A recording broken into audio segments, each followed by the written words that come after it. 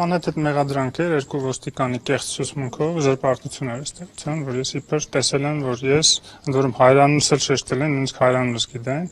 Երկուսն էլ նույն ամբողջանակ ցուցմունք են տվել, copy-paste արած իրարից ցուցմունքներ էր, ակնհայտ ուղղակի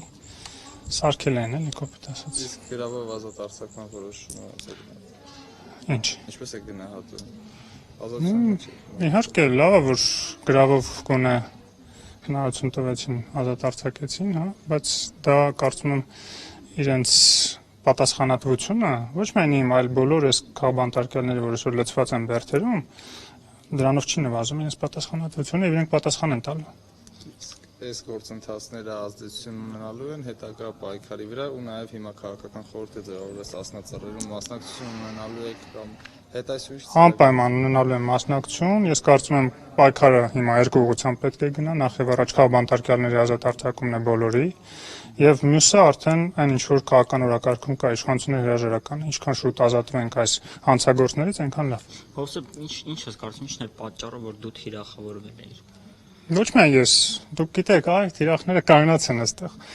Բոլորը ովքեր ակտիվ են, բոլորը ովքեր ում քաղաքական գործունեությունը իրենց հատկապես վնասում է, հատկապես իրենց անհանգստացնում է եւ իրենք զգում են, որ կարող է դրանից ինչ-որ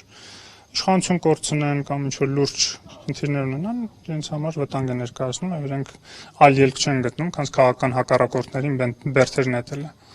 Դա փոքր եւ թույլ իշխանության, փոքր եւ թույլ մարդկանց փեշակ է քաղաքական հակառակորդներին բերդերում փակել մեկուսացնելը։ Իրենք ընդհանրապես ցույց են տալիս, որ այն ինչ որ իրանք մրցունակ չեն աշխարհում, իրենք փորձում են ըստեղ մրցունակ դառնալ այդ պրիմիտիվ մեթոդներով, բայց այդպես մրցունակություն չեն ապահովում, այդպես չեն կարող երկիր պահեն։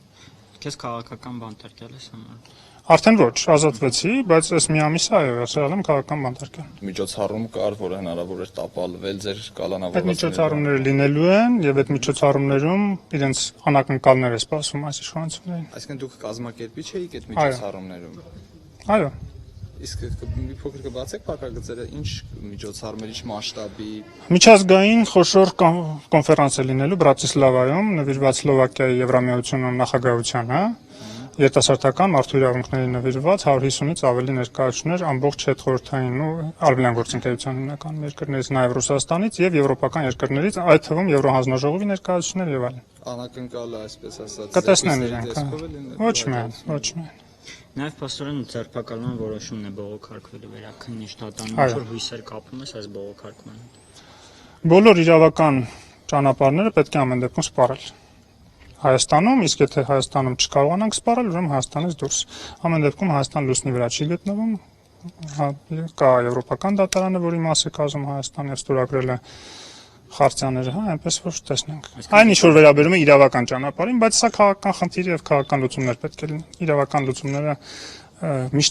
միշտ կլինեն թերի եւ ոչ լիարժեք։ Այսինքն մինչև եվրոպական դատարան գնա։ Անպայման։